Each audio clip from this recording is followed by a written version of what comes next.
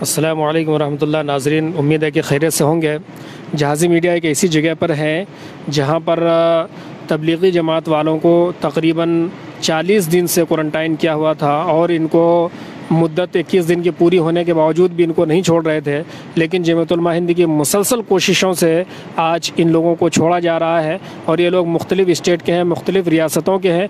इनको मुख्तलिफ़ रियासतों में पहुँचाने का जमीयत उलमा हिंद ने इंतज़ाम किया है। तो आइए जमीयत उलमा हिंद के ज़िम्मेदार हमारे साथ यहाँ पर मौजूद हैं, इनसे ख़ुद मालूम करते हैं कि आखिर इन्होंने ये कैसे किया और इस राह में इनको कितनी दुश्वारियाँ पेश आईं।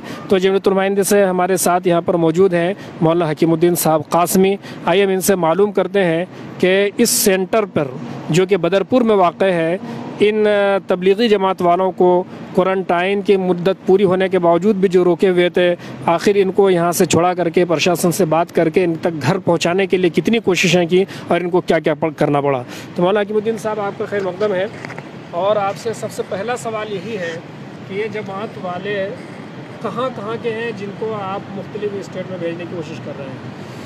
बिस्मिल्लाहिर्रहमानिर्रहीम। आज रमज़ानुल मुबारक 18 दिन पूरा हुआ है और इस वक्त 19वीं तरावी हम लोगों ने यही मैदान में अदा की है। अल्हम्दुलिल्लाह हमारे साथ मौलाना गयूर अहमद कासमी साहब, मौलाना असजद साहब पसौड़ा, मौलाना जमाल साहब और हमारे मौलाना हकीमुद्दीन कासमी साहब जो इस वक्त मेवात से तशरीफ़ लाए हैं, प्रतापगढ़ की जमात के साथियों को प्रतापगढ़ पहुंचाने जा रहे हैं। और अभी थोड़ी देर पहले हज़रत मौलाना मोहम्मद चिरागुद्दीन साहब जो राजस्थान के जमात तबलीग के अमीर हैं, उन्हें हम लोगों ने रुख्सत किया है। अल्हम्दुलिल्लाह जमीयत उलमा शुरू से सरगर्म है। हज़रत मौलाना सैयद महमूद मदनी साहब के ईमा पर लगातार मुसलसल मरकज़ी हुकूमत से, सूबाई हुकूमत से, इस दिल्ली की जो मुख्तलिफ़ इलाक़ों में क्वारंटाइन सेंटर हैं उनके ज़िम्मेदारों से, अधिकारियों से अल्लाह का शुक्र है कि अल्हम्दुलिल्लाह आज ये तीसरा दिन है जब लोग रुख्सत किए जा रहे हैं। हमारे लिए बड़ा सआदत का मौका है। जैसे कि आप कह रहे हैं कि तीसरा है, इससे पहले भी 2 और सेंटरों से लोगों को आपने यहाँ से छुड़वाया है। मुख्तलिफ सुल्तानपुरी है, वज़ीराबाद है और मंडोली है। ये खुद जगहों से कितने लोगों को आपने छुड़वाया? वज़ीराबाद से तो मेरे ख़्याल में एक दिन 41 गए और 22 और तैयार हैं, जिनमें गुजरात, गोधरा, सूरत के लोग हैं, सुबह जाएंगे। अच्छे खासे लोग जा चुके हैं, तकरीबन 250-300 के करीब। यहाँ वेलकम में भी थे और इस बदरपुर में जहाँ हम लोग इस वक्त हैं, इसकी खूबी ये है कि मरकज़ हज़रत निज़ामुद्दीन से तमाम वो बड़े अकाबिर जिनको क्वारंटाइन यहाँ किया गया था, आज 42 दिन हो गए, एक चिल्ला पूरा हो करके 2 दिन गुजर गया है। लेकिन अल्हम्दुलिल्लाह अल्लाह ताला ने अपने फजल करम से उन सब के लिए ऐसा मौका अता फरमाया कि अपने घरों को रुख्सत हुए हैं। अभी हमने अपने 4 साथियों को, जैसे कि आप बता रहे हैं कि 42 दिन हो गया, तो 42 दिन तक इन्होंने क्यों रोके रखा? हालांकि क्वारंटाइन की जो कम से कम मुद्दत 14 दिन है या 21 दिन है, 14 दिन है। बस वो मुख्तलिफ टेस्ट हो रहे थे और उस मुख्तलिफ टेस्ट के बाद मुख्तलिफ रिपोर्टें, अब इनको इत्मीनान हो गया अल्हम्दुलिल्लाह, अब रुख्सत कर रहे हैं। और हमारे जमात के साथियों ने अपने अखलाक से, अपने किरदार से माशाअल्लाह यहाँ कारकुनान की ज़िम्मेदारों का दिल भी जीता है। बस मैं ये चाहता हूँ कि हमारे दूसरे साथी यहाँ हैं, मौलाना जमाल साहब। जो इतने कोशिश की, आखिर आपको कितनी मेहनत करनी पड़ी, किस किस्म की मेहनत की जो ये लोग आपके साथ भेजने पर तैयार हुए और आप पर एतमाद किया इन्होंने? मौलाना मैं लगातार लगा हुआ हूँ, तकरीबन मुझे हो गए आज 3 महीने। दिल्ली का फसाद, फिर उसके बाद लॉकडाउन और फिर ये मुख्तलिफ सेंटरों में लोगों को जो रखा गया उनकी खिदमत के लिए, हुकूमत से, अफसरान से, ज़िम्मेदारों से, मरकज़ी हुकूमत के ज़िम्मेदारों से लगातार बात करते हुए हज़रत मौलाना सैयद महमूद मदनी साहब लगातार राब्ते में रहे, हम लोग बातचीत करते रहे। अब वो दिन आया कि अल्हम्दुलिल्लाह अब लोग रुख्सत हो रहे हैं। जैसे कि दिल्ली एक कंप्लीट स्टेट नहीं है, ये एक टेरिटरी में आता है, तो यहाँ 2 तरह की परेशानियाँ होती है कि सेंट्रल गवर्नमेंट का दबाव रहता है, स्टेट गवर्नमेंट का दबाव रहता है। तो आपने बेसिकली किस गवर्नमेंट से बात की और इसमें आपको कामयाबी मिली? दोनों से बात हुई, दोनों से बात हुई और दोनों ने हमारा इस सिलसिले में ताउन किया है। हालांकि मैं देख रहा हूँ कि लोगों को तकलीफ़ बहुत हुई, लेकिन उसके बावजूद लोगों ने सब्र तहम्मुल से काम लिया है। अज़्म और हौसले के साथ। जो तकलीफ़, जैसे आपने तकलीफ़ कहा, तो वो क्या तकलीफ़ आपसे बयान की इन लोगों ने? मिसाल के तौर पे औरतें हैं, उनके शौहर कहीं और हैं, औरतें कहीं और हैं। फिर शुरू में निज़ाम नहीं था, इंतज़ाम नहीं था। अल्हम्दुलिल्लाह कोशिश की गई, वज़ीराबाद से सुल्तानपुरी पहुंचाया गया औरतों को जहां उनके शौहर थे। फिर इसी तरह से द्वारका पहुंचाया गया जहां उनके शौहर थे। और अभी भी कुछ ऐसी औरतें और मर्द अलग अलग हैं जिन पे आज मेरे पास इत्तला आई है। हम लोग कोशिश कर रहे हैं कि उन औरतों को भी उनके शौहरों तक पहुंचाया जाए और इंशाअल्लाह कल इसको कर लेंगे। जैसे कि रमज़ान चल रहा है, तो रमज़ान में एक शेड्यूल होता है, खाने पीने की टाइमिंग फ़िक्स होती है, तो क्या इस हवाले से भी कोई परेशानी इन क्वारंटाइन किए हुए लोगों को हुआ, जो उन लोगों ने आपको बतलाया हो?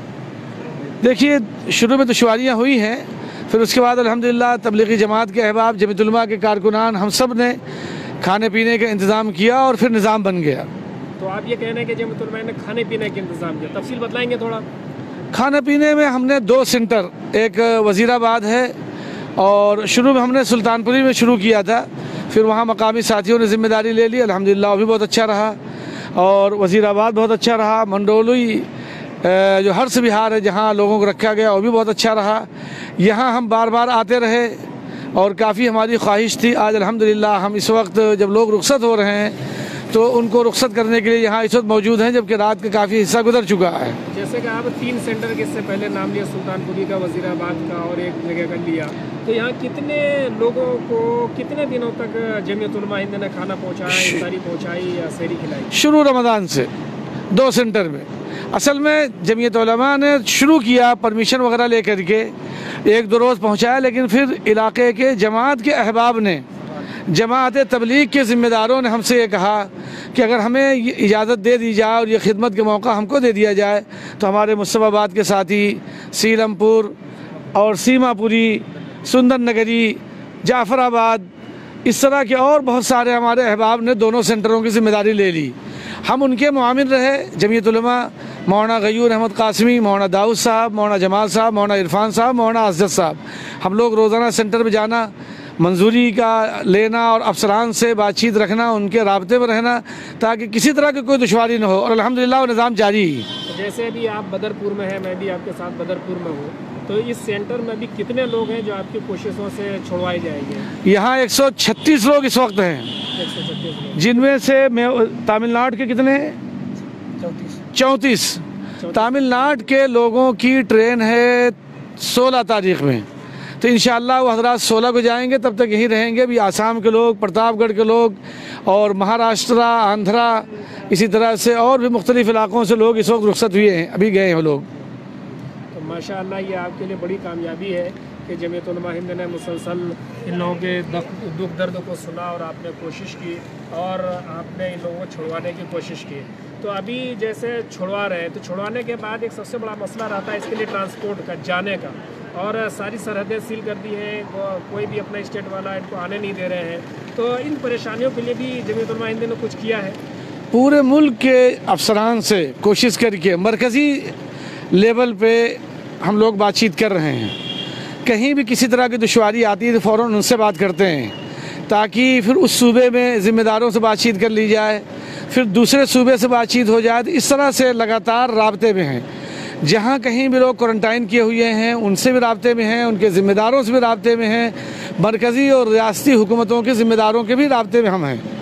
हालांकि आज हम लोग यहाँ मगरिब से पहले से हैं और इस वक्त हमें, मैं क्या बताऊँ, बुखार की सी कैफियत है, लेकिन चूँकि जमीयत उलमा के अकाबिर का अपना एक मिशन रहा है, तो मैं समझता हूँ कि आज के दिन हमारे लिए सबसे ज़्यादा मकबूल हमारे लिए वो घड़ियाँ हैं कि हमने सड़क पे इफ्तारी की और यहीं रह कर के हमने नमाज तरावी अदा की है। जैसे भी आप कह रहे हैं कि आपको बुखार है और आपको बदन तप रहा है, बदन में दर्द है, उसके बावजूद भी आप लोगों की खिदमत में लगे हुए हैं, तो ये बहुत बड़ी बात है कि आपको बुखार है और जिस्म टूट रहा है, इसके बावजूद भी जमाती हज़रात को घर तक पहुँचाने के लिए तगो-दो लगे हुए हैं, दिन भर भूखा रहते हैं, फास्टिंग करते हैं और फिर उसके बाद लगते हैं।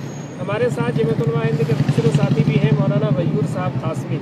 हम उनसे गुजारिश करेंगे कि थोड़ा सा आप भी एक्सपीरियंस हमारे जैसे मीडिया के नाज़रीन के साथ शेयर करें, अगर थोड़ा सा इधर तशरीफ़ ले आए तो ये वो टीम है जो इनके साथ कंटिन्यू लगी हुई थी और मौलाना हकीमुद्दीन साहब कासमी की सरबराही में मौलाना सैयद महमूद मदनी साहब जनरल सेक्रेटरी की हिदायत के मुताबिक इन लोग तमदों में लगे थे। तो आइए इनसे थोड़ा सा जानते हैं कि आपने जो मुख्तलिफ़ सेंटरों पर जा कर के देखा तो जो ऐसे क्वारंटाइन किया गया था इनको, तो ये किस किस्म की परेशानी आपके सामने रख रहे हैं?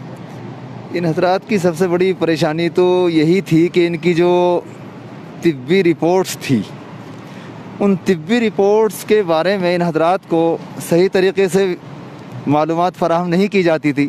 तो एक कशमकश का ये लोग शिकार थे कि हम पॉजिटिव हैं कि नेगेटिव हैं। एक मरहला तो इनके साथ ये गुज़रा है जो बहुत अज़ियतनाक था। उसके बाद में जमीयत उलमा हिंद की कोशिशों से और काबिरीन की तवज्जो से, खुसूसन हज़रत मौलाना सैयद महमूद मदनी साहब की जो हिदायत हज़रत मौलाना हकीमुद्दीन साहब कासमी को मुस्तकिल शब व रोज़ मिलती रही, उनके मशवरे के बाद हेल्थ मिनिस्ट्री के लोगों से, डिपार्टमेंट के लोगों से ये रिक्वेस्ट की गई कि कम से कम इतना तो मालूम होना चाहिए कि किस मरीज़ के साथ क्या पोजीशन है।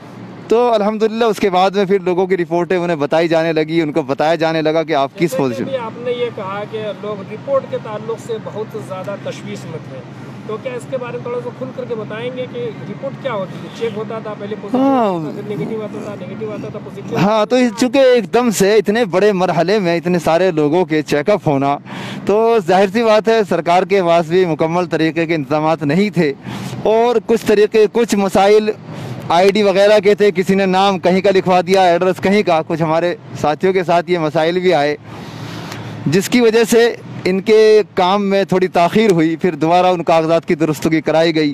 ख़ुद हज़रत मौलाना हकीमुद्दीन साहब कासमी जितने कोरोना सेंटर हैं उनके एडीएम, डीएम, डीएम से मुस्तकिल उनकी फहरिस्त लेकर के राब्ते कोशिश जारी हैं। तो जैसे कि अभी क्वारंटाइन के जो मियाद था, मुद्दत थी, वो 14 दिन या 21 दिन रखा गया था, तो आज 42 दिन हो रहे हैं, 42 दिन में छोड़ रहे हैं, तो इसके पीछे फिर क्या वजह थी? इसकी वजह यह थी कि 14 दिन के बाद में कुछ लोगों को कुछ इलाकों में छोड़ा गया, उसके बाद भी उनके कुछ पॉजिटिव आने के आसार पैदा हुए, तो हुकूमत ने इसको फिर 28 दिन कर दिया था। फिर 28 दिन के बाद भी जो लोग 42 दिन रहे हैं, तो उनके साथ मुख्तलिफ मराहिल थे, उनके अपने डॉक्यूमेंट्स, उनकी अपनी ट्रांसपोर्टेशन के मसाइल, दूसरे सूबों के लोग थे, दूसरी हुकूमतों से रब्ता करना। जैसे भी बदरपुर में है और बदरपुर के इस क्वारंटाइन सेंटर से भी लोगों को छुड़वा करके इनकी रियासतों में भेजेंगे, तो यहाँ कितनी रियासतों के लोग हैं? यहाँ पे तकरीबन 8-10 रियासतों के लोग हैं। अभी राजस्थान के गए हैं, अभी आसाम की गाड़ी आप इधर देखेंगे, दिखाएंगे अपने नाजरीन को, गाड़ी खड़ी हुई है, मेरठ की गाड़ी आई हुई है। जमीयत उलमा के खुद्दाम ने, खुसूसन हज़रत मौलाना हकीमुद्दीन साहब कासमी ने सबको अपने राब्ते नंबर दिए हैं। किसी भी सरहद पर, किसी भी ज़िले में गाड़ी रोकी जाए, अभी फरीदाबाद में गाड़ी रोक ली गई थी आसाम की, तो हज़रत मौलाना हकीमुद्दीन साहब कासमी की हिदायत पर अफसरान से बात करके उसको फ़ौरन छुड़ाया गया। वो गाड़ी रोकने की बात की, तो जाहिर सी बात है गाड़ी को परमिशन चाहिए होगा जो ऑल इंडिया परमिटेड होगा, तो ये परमिशन आप खुद दिला रहे हैं या नहीं? परमिशन का इंतज़ाम कोरोना सेंटर के अंदर जो एसडीएम मौजूद हैं, इंचार्ज मौजूद हैं, वो गाड़ी का नाम डालते हैं, नंबर डालते हैं, ड्राइविंग लाइसेंस वगैरह होते हैं। मगर जब निचली सतह पे गाड़ी रोड पर चलती है तो एक मामूली हवलदार रोकता है और वो सारी चीज़ें नहीं समझ पाता। तो उस सिलसिले में बड़े अफसरान से राब्ते में हैं मौलाना हकीमुद्दीन कासमी साहब, और उनसे बाकायदा बता भी दिया गया है कि हमारे लोग निकल रहे हैं। चलिए, बहुत शुक्रिया, आपने बहुत अच्छी मालूमात दी और आपने बहुत ज़्यादा कोशिश की। हम चाह रहे थे कि मौलाना जमाल साहब भी यहाँ मौजूद हैं जो डे 1 से इसमें लगे हुए हैं, कुछ बोले हैं लेकिन वो थके हुए हैं और ऐसा लग रहा है कि अंदर से काफ़ी वो टूट चुके हैं मुख्तसर खिदमतों की वजह से। इसलिए मैं दोबारा मौलाना हकीमुद्दीन साहब के पास जाना चाहूँगा और एक आखिरी बात आपसे ये मालूम करना चाह रहे हैं कि ये आपने 3 सेंटर का नाम लिया, 14 सेंटर है बदरपुर का जहाँ से आप छुड़वा रहे हैं। क्या कोई ऐसी रिपोर्ट है आपके पास कि पूरी दिल्ली में कितने सेंटर्स हैं और कहाँ आप कोशिशें कर रहे हैं जिनको आप छुड़वाना चाहते हैं? सेंटर तो 16 हैं दिल्ली में। सिर्फ आप दिल्ली की बात ना करें, मैं पूरे मुल्क में जमीयत उलमा के अफराद पूरे मुल्क में हैं, उत्तर प्रदेश के हर ज़िले में हैं और मुल्क भर में लोग हैं। कश्मीर में भी हैं, वहाँ से भी मेरे पास टेलीफ़ोन आते हैं, केरला में भी है, वहाँ से भी टेलीफ़ोन आते हैं, आसाम में भी हैं, कच्छ में भी हैं। लेकिन अल्हम्दुलिल्लाह हर जगह जमीयत उलमा के कारकुनान लगे हुए हैं, एक दूसरे के राब्ते में हैं। अभी आज में आपकी कोशिश नहीं है बल्कि दीगर रियासतों में, पूरे मुल्क में आज अल्हम्दुलिल्लाह जमीयत उलमा बुलंदशहर ने 147 लोगों की ज़मानत कराई और 8 आदमियों को मऊ पहुंचवाया, मऊ के रहने वाले थे। ये ज़मानत की बात निकाल रहे हैं तो क्या कोरोना कुछ मरीजों पर केस भी हो गया था? हाँ, केस हुआ है यूपी में ख़ास तौर से। तो ये कौन, वो जमाती लोगों पर केस हुआ या जो आम लोग थे उन पर भी केस हो गया? जो जमात के निकले हुए अफराद थे, जमात तबलीग के लोग, उन पर केस किया गया है। जमीयत उलमा ने फ़ैसला लिया, हज़रत मौलाना सैयद महमूद मदनी साहब दामद बरकातहुम ने वकला के साथ मशवरा करके कि पूरी तरह से कानूनी लड़ाई भी लड़ी जाएगी और इंशाअल्लाह उन सब की ज़मानत कराई जाएगी। इसी तरह से जो बाहरी मेहमान हैं जहाँ जहाँ उनकी भी ज़मानत कराई जाएगी। अल्हम्दुलिल्लाह मध्य महाराष्ट्र में हाफिज़ नदीम सिद्दीकी साहब जमीयत उलमा महाराष्ट्र के सदर हैं, उन्होंने हमारे बहुत सारे बाहरी मेहमानों की ज़मानत भी कराई। माशाअल्लाह। तो आप ये कह रहे हैं कि ऐसे सिर्फ दिल्ली में नहीं, दिल्ली में 16 सेंटर है, इन सारे सेंटरों को जमीयत उलमा हिंद अपनी कोशिशों से आज़ाद कराएगी और उनके घरों तक पहुंचाने की कोशिश करेगी। और हिंदुस्तान में जो और भी जगहों पर क्वारंटाइन किए गए हैं उनके लिए भी कोशिशें कर रहे हैं और जिन पर केस दर्ज हो गया है उनको भी ज़मानत दिलाने की कोशिश कर रही है जमीयत उलमा। आखिर में कुछ ऐसे कोरोना मुतासिर को पैगाम देना चाहेंगे जिसकी वजह से उन मुतासरीन के लिए या जो घबराए में उनके लिए एक हौसले का पैगाम हो और उनको ये लगे कि जमीयत उलमा हिंद हमारे साथ है? अल्लाह की तरफ से एक मर्ज़ है, आजमाइश है, हमें अज़्म और हौसले के साथ, सब्र और तहम्मुल के साथ खड़ा होना है। या अय्युहल्लज़ीन आमनुस्बिरु वसाबिरु वराबितु वत्तकुल्लाह लअल्लकुम तुफ्लिहून। इस ऐसा लगता है कि जैसे ये आयत शरीफ़ा इन्हीं हालात के मद्देनज़र रखते हुए बारी ताला ने नाजिल फरमाई। मेरी गुजारिश है अपने मुल्क के शहरियों से कि वो एहतियात बरतें, सब्र और हौसले के साथ वो काम करें। हो सकता है कि अल्लाह की मशीयत इसी में हो कि घर घर नमाज़ पढ़ी जाए और मुल्क भर में हर जगह लोगों ने कुरान पढ़ा, रमज़ान के रोज़े रख रहे हैं। हमें उम्मीद है कि इंशाअल्लाह अल्लाह ताला इन हालात से हम सब को बाहर निकालेगा और इंशाअल्लाह इस आज़माइश की घड़ी से जो लोग निकल रहे हैं उनकी इस मेहनत से, बरकत से अल्लाह हमारी नस्लों की हिफाजत फरमाएंगे। आखिरी सवाल करना चाहता हूँ कि अगर कोई कोरोना मुतासिर से क्वारंटाइन किए हुए हैं और वो फंसा हुआ है और उनको किसी तंजीम की मदद की ज़रूरत है तो जमीयत उलमा हिंद को कैसे मदद तलब करेंगे? देखिए, दो चीज़ें हैं। एक उनकी ज़रूरियात के एतबार से उनकी मदद करके उनको घरों तक उनके घरों तक पहुँचाने का है। दूसरे उनकी रहनुमाई करना है। जहाँ तक इंतज़ामात के ताल्लुक़ है तो पहुँचाने का मतलब नहीं है कि जमीयत उलमा हर सेंटर में गाड़ी लगाएगी। पहुँचाने का मतलब यह है कि उनके लिए जो सहूलियात मुमकिन हैं, हाँ अगर किसी को ज़रूरत है तो गाड़ी भी इंतज़ाम कर रहे हैं, स्टेशन वगैरह पहुँचा भी रहे हैं, घर भी पहुँचा रहे हैं और ला भी रहे हैं, पहुँचा भी रहे हैं और उनके लिए गाड़ियों का नस्ब कर रहे हैं जो जाने वाले हैं वहाँ पहुँच रहे हैं। परमिट वगैरह का मसला है, जैसे अभी हमारे गुजरात के लोग हैं, मुख्तलिफ़ गुजरात में सूबे गुजरात में सूरत है, गोधरा है, तो उनकी परमिट और कागज़ात उसकी मंजूरी करवाई गई। मुख्तलिफ़ सेंटरों में हैं, वहाँ से उनको कल जमा किया जाएगा, फिर उन सबको रुख्सत किया जाएगा। तो इंशाअल्लाह हमारे साथी भी उसमें लगे हुए हैं। हमारे तमाम सेंटरों पे टीम है जमीयत उलमा की, अहबाब की, हर सेंटर पर लगे हुए हैं और लोगों की ज़रूरियात को देख रहे हैं।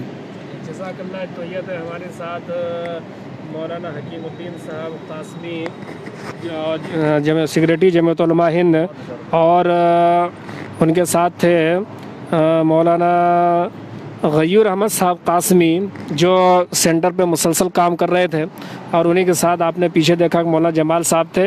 ये लोग मुसलसल तकरीबन जिस दिन से लॉकडाउन हुआ है इनके साथ ये परेशानियां हुई है, लगे हुए हैं और मुसलसल खिदमत कर रहे हैं। और नाज़रीन, आपने ये भी देखा कि अगर आपको पूरे हिंदुस्तान में कहीं भी ऐसे सेंटर में मदद की ज़रूरत है तो जमीयत उलमा हिंद फ़िक्री रहनुमाई के लिए और ज़रूरत पड़ने पर इंतज़ामी रहनुमाई के लिए भी आप मौजूद हैं। आप इन अकाबरीन को फ़ोन कर सकते हैं, इनसे रब्ता कर सकते हैं, अपनी परेशानियों को रख सकते हैं। अभी हम बदरपुर के सेंटर पे मौजूद हैं और इंतज़ार कर रहे हैं कि जब कानूनी कार्रवाई पूरी हो जाए, कागजात फाइनल हो जाए तो ये लोग निकलेंगे। तो हम आपको, प्रतापगढ़ और आसाम के लोग हैं और मुख्तलिफ स्टेट के लोग हैं, जब ये निकलने की कोशिश करेंगे तो हम आपको दिखाने की कोशिश करेंगे कि जमीयत उलमा हिंद की कोशिशों से ये लोग अपने घर जा पा रहे हैं और बहुत दिनों के बाद अपने लोगों से मिल पाएंगे। तो अब हम इस प्रोग्राम के ऊपर ख़त्म करते हैं। अब निकलने का इंतज़ार करते हैं। हम लोग बहुत देर से इंतज़ार कर रहे हैं, तकरीबन 1-1.5 घंटा हो गया और अभी अंदर से इन्फॉर्मेशन ये आ रही, कुछ और टाइम लगेगा। तो जैसे ही ये लोग निकलते हैं तो हमको दोबारा आपको लाइव दिखाने की कोशिश करेंगे। तब तक के लिए अपनी दुआओं में याद रखें। शब बखैर, खुदा हाफिज़।